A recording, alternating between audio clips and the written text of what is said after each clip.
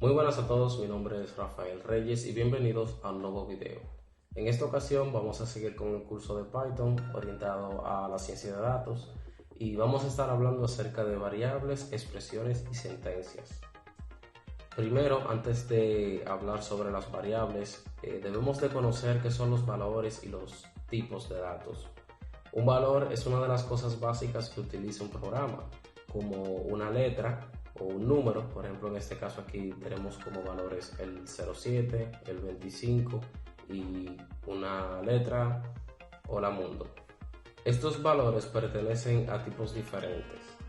Por ejemplo, el número 07 pertenece a un tipo int, que viene de la palabra integer, que significa número entero. Y el carácter aquí el conjunto de caracteres que está aquí, Hola Mundo, pertenece a un tipo de dato string, que string en su traducción al español es cadena de caracteres o cadena de letras. Por eso es que este representa un string y es fácil de identificarlo. O sea, podemos identificarlo porque se usa con comillas, está dentro de comillas. Si imprimimos aquí, por ejemplo, en la consola, utilizamos la palabra reservada print, que ya la hemos utilizado anteriormente, imprimimos el 07, pues eso no va a imprimir. En el caso de que imprimamos Hello World, pues de igual forma, o sea que él acepta cualquier tipo de dato para hacer la impresión. También si utilizamos otra palabra reservada, la palabra reservada type, y dentro del type le ponemos de qué es que queremos saber el tipo de dato, pues aquí vemos que nos retorna que tiene un tipo de dato integer. En el caso de que lo hubiéramos hecho con la palabra Hello World, pues aquí vemos que el tipo es de tipo str, de tipo string. Cabe destacar que existen otros tipos de datos, pero que lo iremos viendo más adelante mientras vamos aprendiendo a escribir en el lenguaje de Python. Entonces, ahora sí, ¿qué es una variable? Una variable es un nombre que se refiere a un valor. Una de las características más potentes de un lenguaje de programación es la capacidad de manipular variables. Y una variable se define de la siguiente forma: tiene un nombre, una sentencia de asignación y un valor. Aquí puse ejemplos. En este ejemplo se hicieron 3 asignaciones. La primera, se asigna una cadena a una variable llamada name. La segunda, se asigna el número entero 23 a la variable age. Y en la tercera se le agregó un valor aproximado a una variable llamada pi. Por ejemplo, aquí si vemos otro tipo de dato, que el pi, cuando se utiliza con decimales que ya no son directamente un número entero, pues el tipo de dato se refiere a tipo float. Pero quizás se preguntarán, ¿qué nombre le coloco? Bueno, nosotros como programadores, ese somos nosotros, los programadores, generalmente elegimos nombre para las variables que tengan sentido y que documenten para qué se usa esa variable. Los nombres de las variables pueden ser arbitrariamente largos, pueden contener tanto letras como números, pero no pueden comenzar con un número. Se puede usar letras mayúsculas, pero es buena idea comenzar con los nombres de las variables con letras minúsculas. Y entre otras cosas que ya la vamos a ir viendo en este mismo video, de reglas que deben de tener para colocar buenos nombres. Por ejemplo, ¿qué pasaría si colocamos un nombre que no está permitido dentro de Python? Pues este nos va a arrojar errores de sintaxis, como podemos ver aquí. Por ejemplo, inicié una variable con un número 45 grados, el guión bajo lo utilicé para separar, esa parte está bien. Si queremos separar una palabra de otra, podemos utilizar el guión bajo, eso está bien visto, y a eso le asigné un valor de string. El problema aquí es que inició con un número y por eso nos dice syntax error, invalid syntax. Por ejemplo, aquí el error fue que le coloqué un signo en el nombre y también me tiró esa excepción. Y lo último, este error fue que usé una de las palabras reservadas de Python.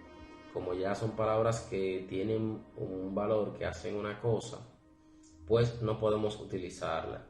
Por ejemplo, no podemos crear una variable que se llame print, porque ya es una palabra que usa el lenguaje propiamente como tal. Pero entonces, ¿qué nombre le coloco? Bueno, como había mencionado, existen reglas. Debemos empezar con, le voy a leer las reglas. Debemos empezar con la letra o un guión bajo.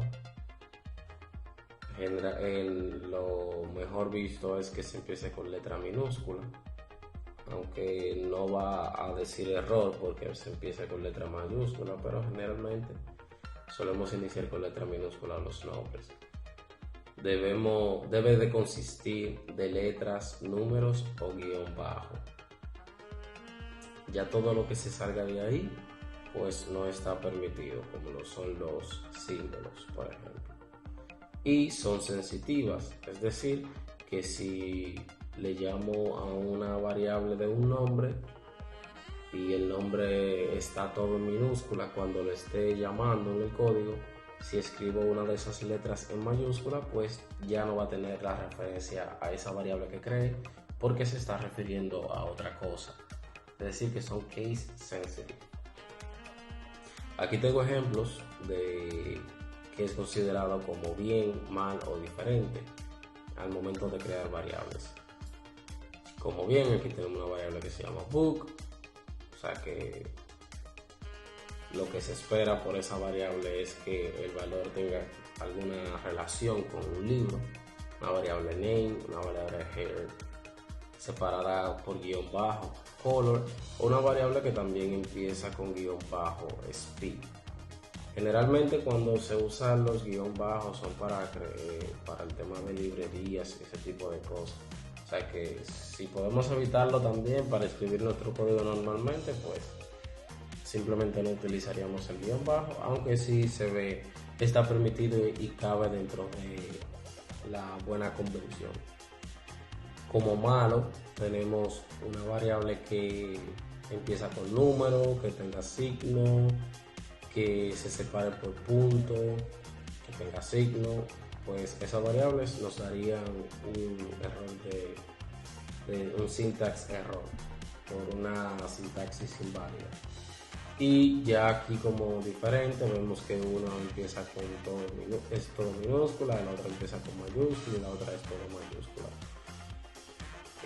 Como le dije, es case sensitive, por lo que si creamos una variable llamada book todo minúscula y queremos acceder a ella utilizando book en todo mayúscula, pues este no va a tener la referencia y no se va a referir a esa variable que queremos.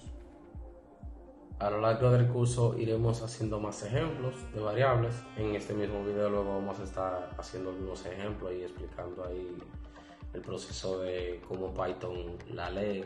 Otro concepto que son las expresiones y sentencias. Empecemos por las expresiones. Una expresión es una combinación de valores, variables y operadores. Un valor por sí mismo se considera una expresión y también lo es una variable.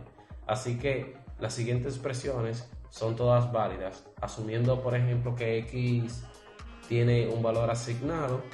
Tenemos la primera expresión, un 17, la segunda expresión llamando a la variable x y la tercera expresión sumándole esos 17 a la variable x. Si escribimos una expresión de modo iterativo, el intérprete evalúa y muestra el resultado de la siguiente forma. Si colocamos directamente dos números sumando 2 más 2, pues el intérprete lo va a evaluar y nos va a retornar el valor de su suma, que viene siendo 4. Sin embargo, en un script, una expresión por sí misma no hace nada. Esto a menudo se puede producir confusión entre los principiantes. ¿Y las sentencias qué son? Una sentencia es una unidad de código que el intérprete de Python puede ejecutar. Hemos visto hasta ahora dos tipos de sentencia: el print y las asignaciones. Por ejemplo, la que hicimos anteriormente de buscando el type de una variable. Cuando escribimos una sentencia en modo interactivo, el intérprete la ejecuta y muestra el resultado, si es que lo hay. Un script normalmente contiene una secuencia de sentencias. Si hay más de una sentencia, los resultados aparecen de uno en uno según se van ejecutando las sentencias. Por ejemplo, tenemos el siguiente script. Estamos imprimiendo el 1, luego al valor de x le asignamos un valor a la variable x de 2 y luego vamos a imprimir a la variable x que creamos. ¿Qué creen que se va a ejecutar en el resultado? Aquí lo tengo tapado, piénsenlo. Y lo primero que pasaría es, el intérprete empieza leyendo desde la primera línea hasta la última, de forma ordenada, una debajo de la otra. Lo primero es que se va a imprimir un 1, como vemos aquí, porque eso fue lo que imprimió. Luego, cuando se asignó a esta variable el valor de 2, pues no va a hacer nada, porque ahí no se le está... la sentencia que se esté ejecutando en ese momento no indica que se haga nada, solamente que se crea una variable con el valor de 2. Pero luego tenemos que estamos imprimiendo el valor de dicha variable creada anteriormente. Y en este caso, pues el resultado sería 2. Esto sería el resultado de las sentencias que acabamos de ejecutar.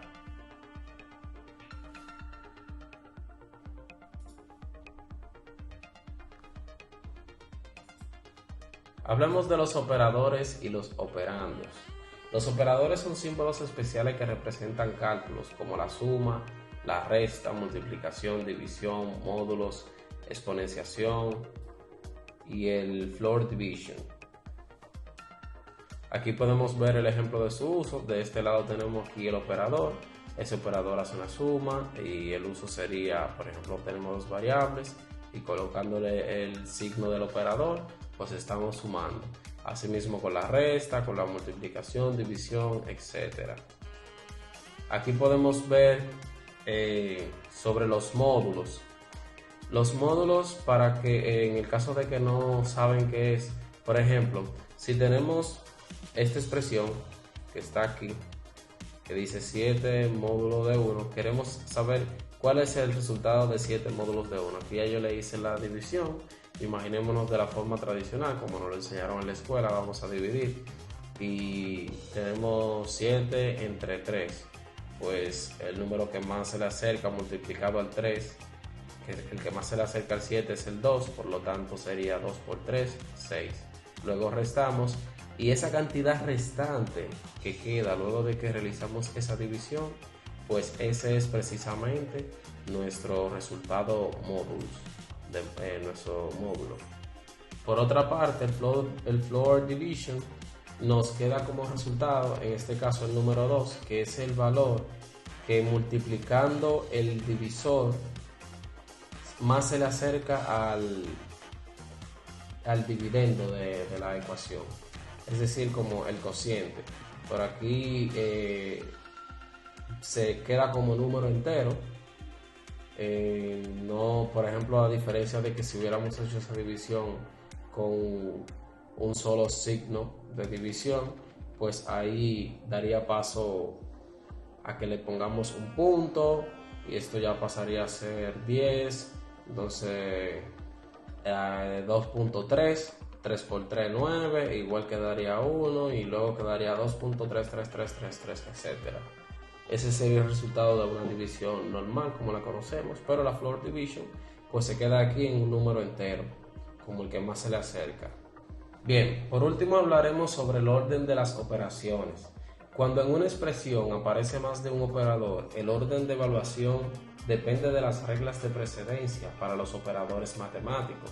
Python sigue las convenciones matemáticas del acrónimo PENDSR, que se puede definir de la siguiente manera. Esto es para poner, como quien dice, un nivel de jerarquía en el que se toma en cuenta cuando se hace una operación. Primero se toman en cuenta como el nivel de rango más alto el paréntesis, luego la exponencia, luego la multiplicación, luego la división, luego la suma, luego la resta y luego todo lo que quede, que se vaya a hacer a partir de ahí. Por ejemplo, imaginemos que ejecutamos en Python la siguiente sentencia. Creamos una variable con el nombre number y a eso le asignamos un valor de 0.6. Pues luego a esa variable le asignamos un valor de 3.9 por number, recordemos que es 3.6, por, entre paréntesis, 1 menos number, que igual viene siendo 0.6. Pues el orden en que se ejecuta esta operación que vemos aquí, primero mantiene esta parte, la de que está del lado izquierdo del signo de igual, la mantiene intacta. Primero trabaja con esta parte y luego que termina, que tiene un resultado, pues se lo asigna a la parte izquierda que vemos aquí, que viene siendo la variable que anteriormente creamos. Entonces, siguiendo esta regla, lo primero que él va a realizar es la operación que se encuentra dentro de este paréntesis. Entonces, 1 menos number, que es 0.6, pues resulta que nos da 0.4.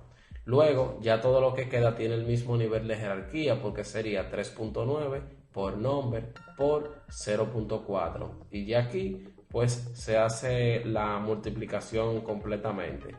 Quedamos aquí que 3.9 por 0.6 por 0.4 nos da 0.936. De igual forma, en esta operación tenemos paréntesis, 1 más 1, cerramos paréntesis, luego colocamos los dos signos de la potencia, de la exponenciación, y entre paréntesis 5 menos 2. Pues aquí lo que haría es que primero va a calcular lo que tiene en paréntesis, el primero, 1 más 1, es igual a 2, y luego va a calcular 5 menos 2, que es igual a 3, y a eso es que le va a aplicar la potenciación. Por lo tanto nos da 8 a la 3, 2 a la 3 nos da igual a 8. Y por ahora eso ha sido todo en el video. En lo más adelante vamos a estar hablando sobre ejecución condicional. En el próximo video ahí se tocarán temas como las expresiones booleanas, operadores lógicos, ejecución condicional, ejecución alternativa, condicionales encadenados, condicionales anidados, captura de excepción usando try en except y etcétera. El temario que sigue es bastante amplio. Vamos a seguir continuando este curso, cada vez indagando más y aprendiendo cada vez más sobre el lenguaje de Python, conociendo en cada capítulo una nueva variable o una nueva palabra que forme parte de nuestro vocabulario, y así vamos a estar creando un vocabulario bien amplio, lleno de conocimiento.